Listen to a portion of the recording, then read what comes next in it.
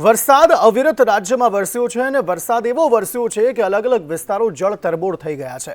સ્થિતિ એવી છે કે હજુ સુધી પણ કેટલાક વિસ્તારોમાંથી પાણી જે છે તે ઓસર્યા નથી અને પારાવાર મુશ્કેલીનો સામનો જે છે તે રાજ્યવાસીઓ અને અલગ અલગ જિલ્લાના વાસીઓ જે છે તે કરી રહ્યા છે। ખાસ વડોદરાની જો વાત કરીએ તો વડોદરાના આકોટામાં પૂરને લઈને સૌથી વધારે નુકસાન થયું છે અને અલગ અલગ જગ્યાએ જ્યાં દુકાનો હોય, હોટલ હોય, પાર્લર હોય, હોસ્પિટલ હોય, લાખો રૂપિયાના નુકસાનની સ્થિતિ જે છે તે અહીં જોવા મળી રહી છે। હોસ્પિટલમાં જર્મનીથી લાવેલા જે મશીનો છે તે પણ બગડી ગયા હતા।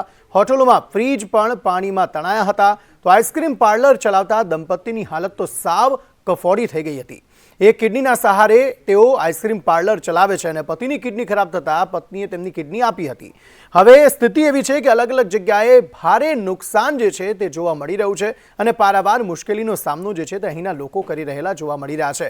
તો પૂરના પાણીથી પાર્લરના તમામ ફ્રીજ પણ બગડી ગયા છે। ફ્રીજ રિપેર ન થતાં મહિલા રડી પડ્યા હતા। તેમણે કહ્યું કે અમે રોડ પર આવી ગયા છીએ, અમે હવે શું કરીએ। કિડનીથી બચવા ગયા તો પૂરે મારી નાખ્યા તેવું તેમનું કહેવું હતું અને સરકાર અમને સહાય નહીં આપે તો અમે મરી જઈશું તેવું કહેતા કહેતા તેઓ ગળગળા થયેલા જોવા મળ્યા હતા।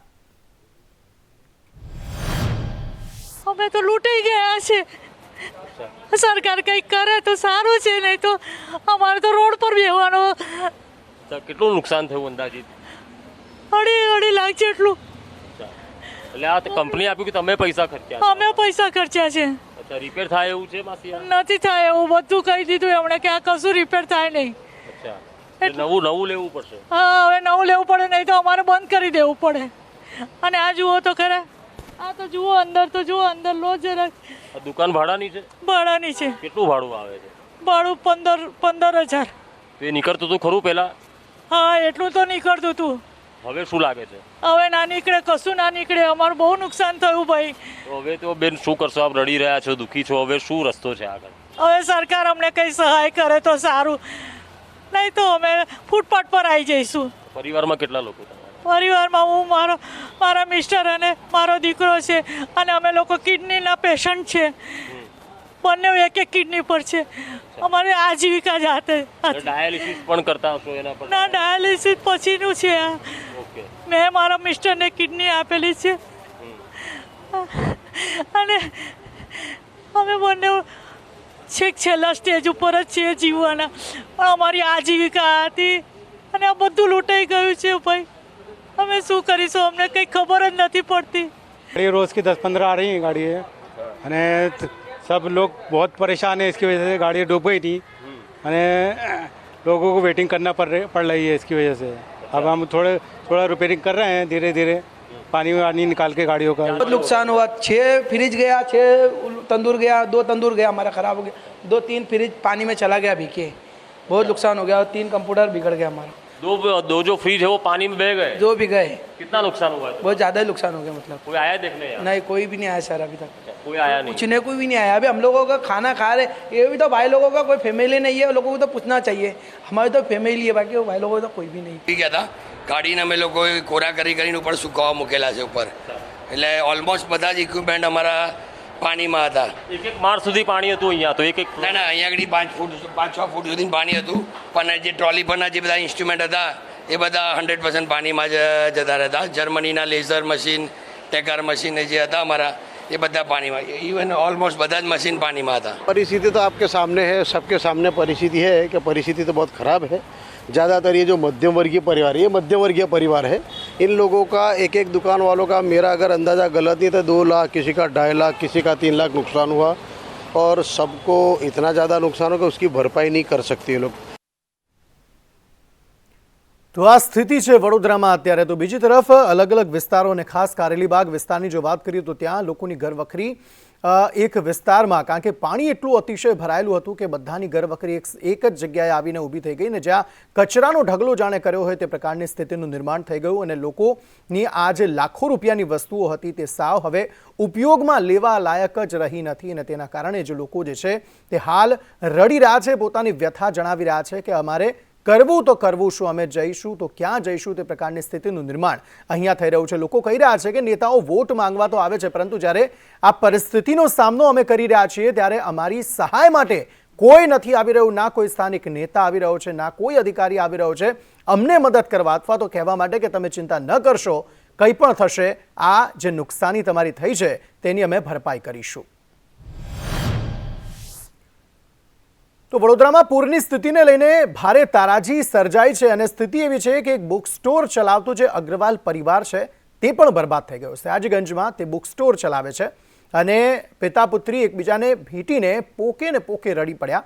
પૂરના પાણી બુક સ્ટોરમાં ફરી વળતા ભારે નુકસાની થઈ છે. 5 કરોડ રૂપિયાની જે પુસ્તકો હતી તે પલળી જતા વેપારીની દયનીય સ્થિતિ થઈ છે અને પૂરની સ્થિતિને લઈ અગ્રવાલ પરિવારે કહ્યું કે અમે બરબાદ થઈ ગયા છીએ.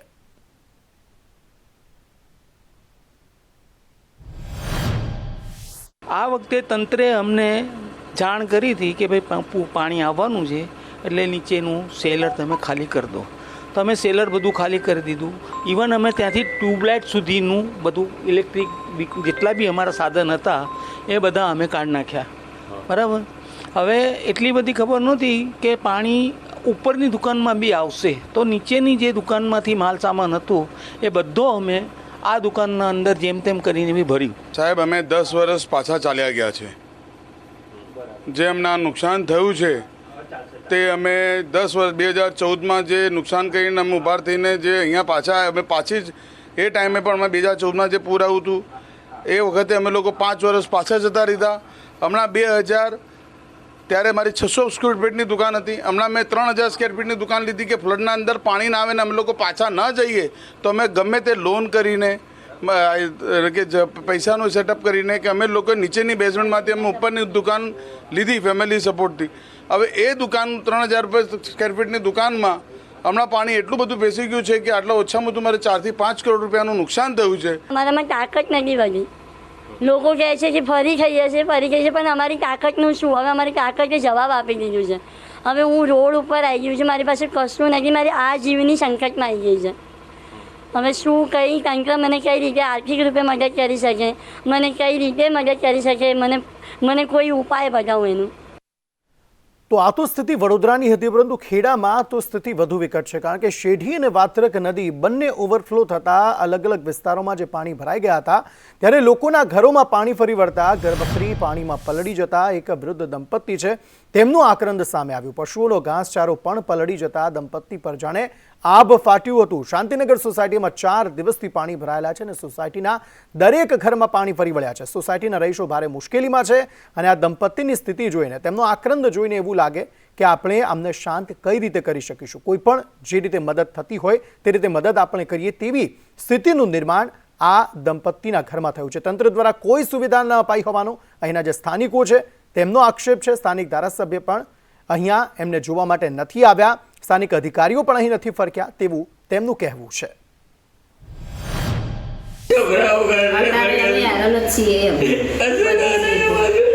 ઘર બનાવી તે છતાંય પણ અમારી કોઈ જાતની છોકરા બી અમારી જોડે રહી શકતા જે હોય તમે પાણી ચડે ને 8મની રાતનું પાણી ચડ્યું છે. 8મની રાતનું આજે 12-13 થઈ હશે, હજુ પાણી ઘરમાંથી હટ્યું નહીં. તો અત્યારે અમે હેરાન જ છીએ એમ બધી જ રીતે. બધા કોઈ અત્યારે વાપું જોવા નહીં આવતું, કોઈ નહીં આવતું જોવા, કોઈ જોવા નહીં આવતું. મુખ્યમંત્રી બધાને શું થાય, ધારાસભ્યને શું થાય, સોસાયટી બધા રૂપિયા વાળા છે એમના બધા નહીં થાય. અમારી વાપું કોઈ જોવા આવતું જ નહીં. બધા પૈસા વાળા રહેતા. હવે રાજ્યમાં સાર્વત્રિક વરસાદ પડ્યો છે. આશા એવી હતી કે સારો એવો વરસાદ રાજ્યમાં પડશે અને એવો વરસ્યો પણ છે, પરંતુ કેટલીક જગ્યાએ અતિરેક વરસાદ થઈ ગયો છે અને તેના કારણે પાકોમાં નિષ્ફળ જવાની સ્થિતિનું નિર્માણ થયું છે. સૌરાષ્ટ્ર, કચ્છ, મધ્ય ગુજરાત સહિત ઉત્તર ગુજરાતમાં પણ મેઘરાજાએ રીતસરનું તાંડવ મચાવ્યું છે. ત્યારે પાટણ જિલ્લામાં સતત 5 દિવસ અનરાધાર વરસાદના કારણે ખેડૂતોને મોટું નુકસાન વેઠવાનો વારો આવ્યો છે. હાલ વરસાદે વિરામ લીધો છે, પરંતુ પાટણના ગ્રામ્ય પંથકમાં હજુ પણ મોટાભાગના ખેતરો બેટમાં ફેરવાયેલા છે. મોંઘી ખેડ, ખાતર, બિયારણ લાવીને 26,000થી વધુ હેક્ટરમાં વિવિધ પાકોનું વાવેતર કર્યું, પણ વરસાદના કારણે તમામ પાક નિષ્ફળ જવાની ખેડૂતો ભીતિ સેવી રહ્યા છે. બાજરી, જુવાર, કઠોળ, કપાસ તેમજ પશુઓ માટેનો ઘાસચારો સહિત પાક પાણીમાં પલળી જવા પામ્યો છે. ખેડૂતોએ વીઘાદીઠ 15,000 થી 20,000 જેટલો ખર્ચ કર્યો છે. ત્યારે સરકાર નુકસાનીનો સર્વે કરી તાત્કાલિક સહાય ચૂકવે તેવી ખેડૂતો માંગ કરી રહ્યા છે.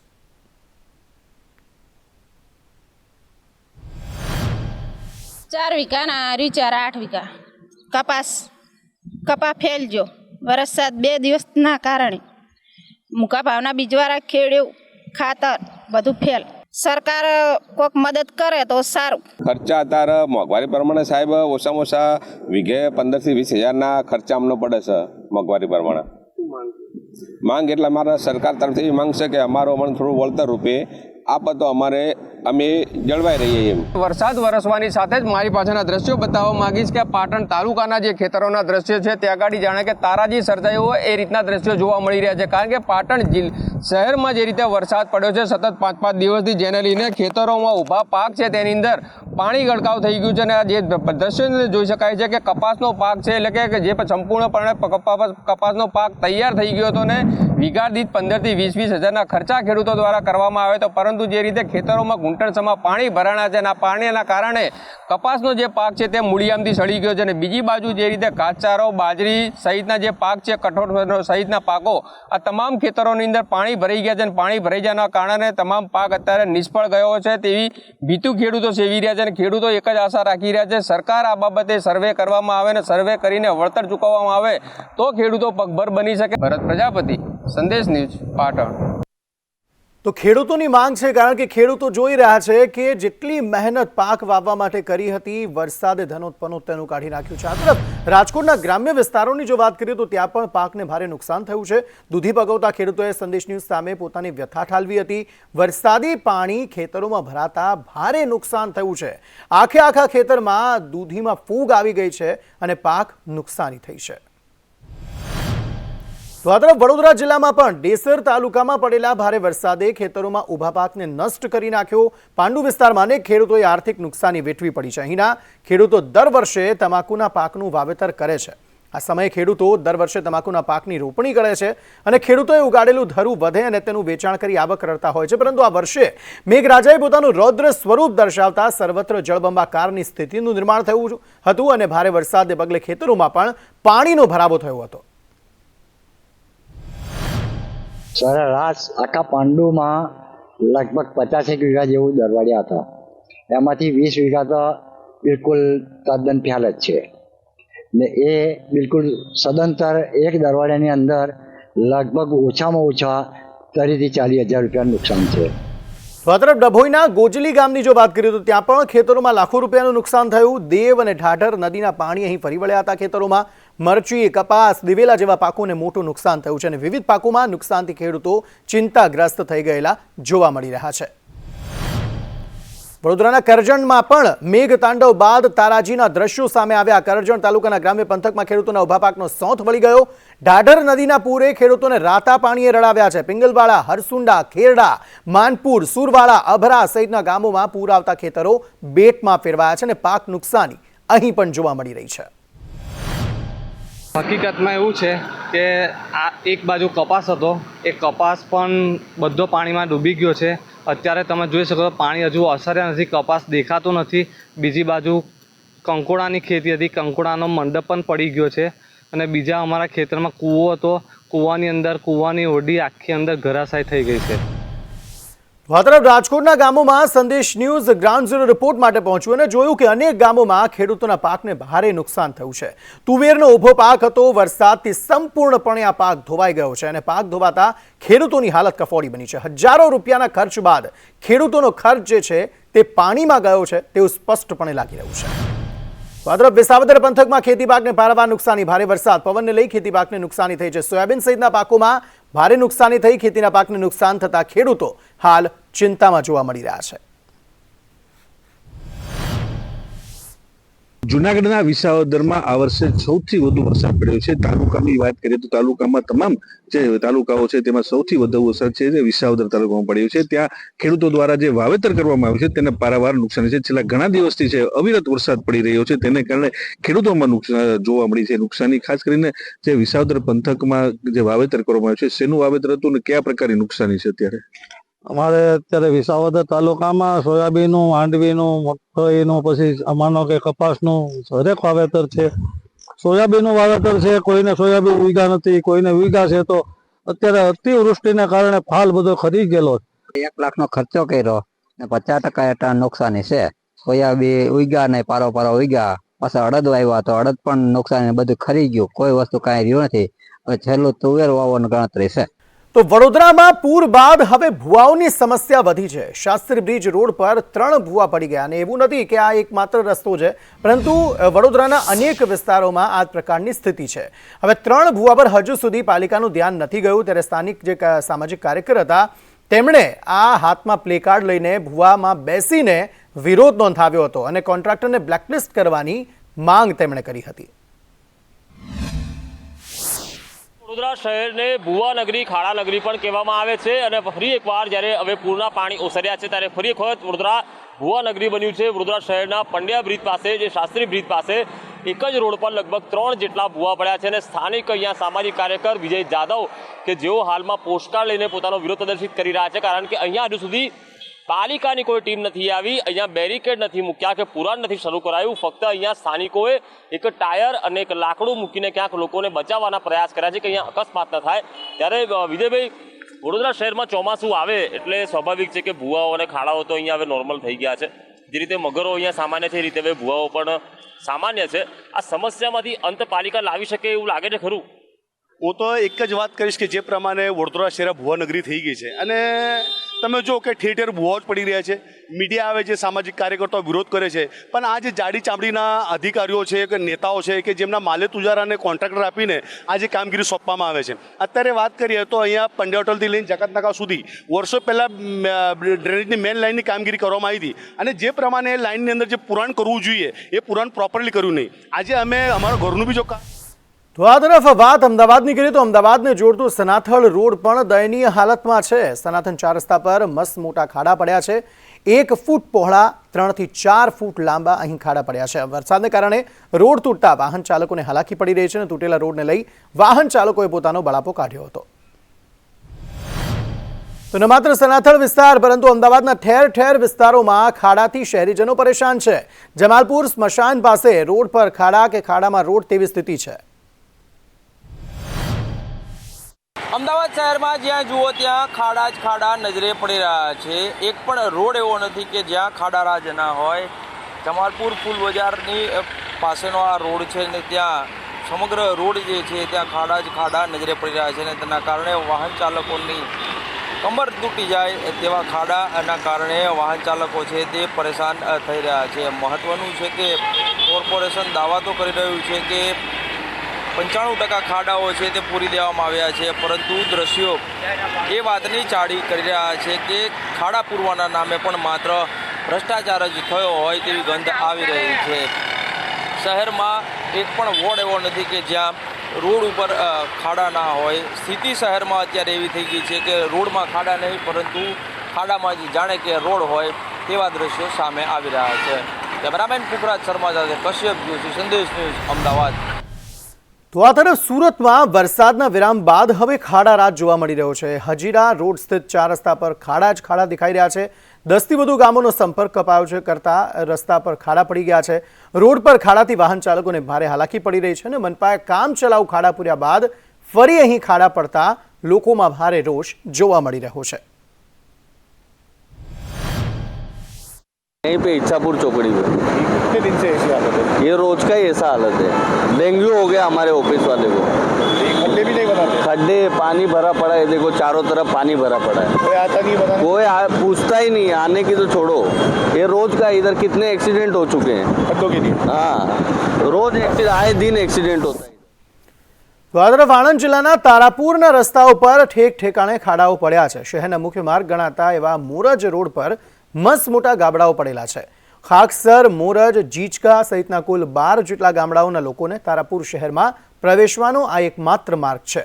આ રસ્તા પર દૈનિક હજારો વાહન ચાલકો અવરજવર કરે છે, તો કેટલાય વાહન ચાલકો આ મસમોટા ખાડાઓને લીધે અકસ્માતનો ભોગ બની રહ્યા છે, પરંતુ તંત્ર છે કે અધિકારીઓ છે કે અહીંયા ફરકવાનું નામ પણ નથી લેતા।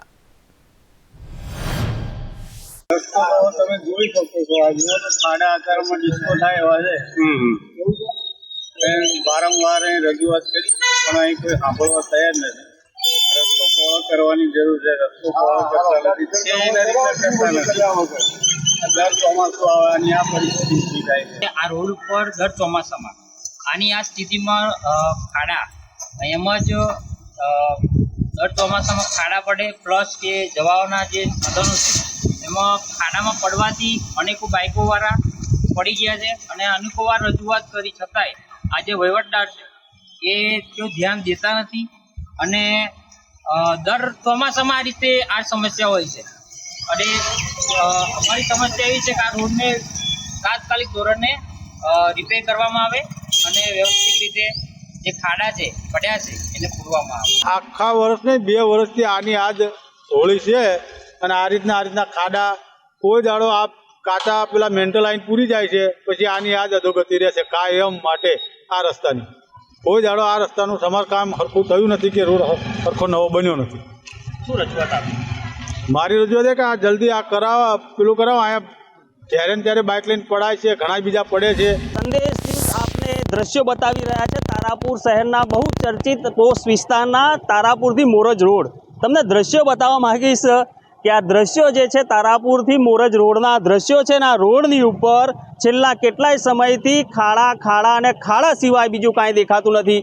બહુ ચર્ચિત આ વિસ્તાર છે ને આ વિસ્તારની અંદર આવેલી તમામ રહેણાંક વિસ્તારોની અંદર સરકારી અધિકારીઓથી લઈ અને રાજકારણીઓ અહીંયા વસવાટ કરે છે, કાયમી આ રસ્તા પર અવરજવર કરે છે, પરંતુ આ રોડના નામે કોઈ પણ પ્રકારની રજૂઆત પણ કરવામાં આવી નથી અને એનું કામ પણ કરવામાં આવ્યું નથી. કેટલાક અહીંયા જેટલા પણ વાહન ચાલકો અહીંયાથી પ્રસાર થાય છે ત્યારે મતના નામે આ લોકો અમને બનાવી ગયા તેવા ઉચ્ચારણો પણ કરે છે અને આ રોડની અંદર આ રોડ બનતો નહીં હોવાના કારણે લોકોમાં અત્યારે અહીંયા રોષ પણ ભભૂકી રહ્યો છે.